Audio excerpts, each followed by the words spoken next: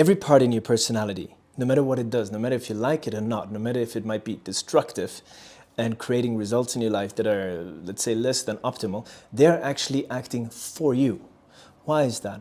Well, essentially, our personality is formed in different parts. So early on, our brain gets conditioned in childhood by the interaction with our primary caregiver. And then based on these interactions and experiences that we make, we form neurophysiological networks, neural networks in our brain that then become those specific parts of ourselves.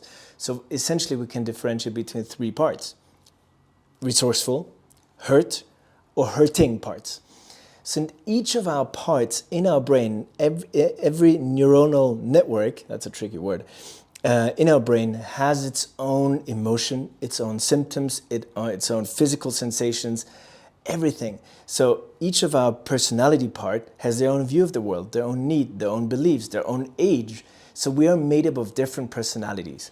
And when we're connected to the resourceful part in ourselves, let's say the true self, then we're creative, then we feel alive, then we're joyful.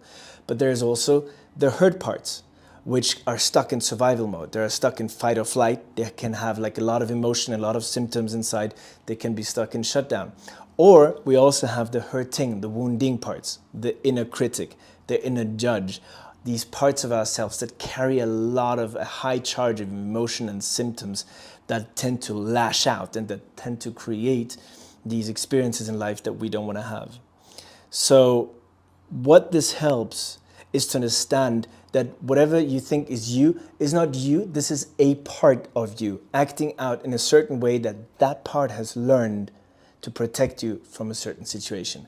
But that deep within, no matter what, there is a core sense, there's a core sense of self that is whole and that is healed and that is not wounded.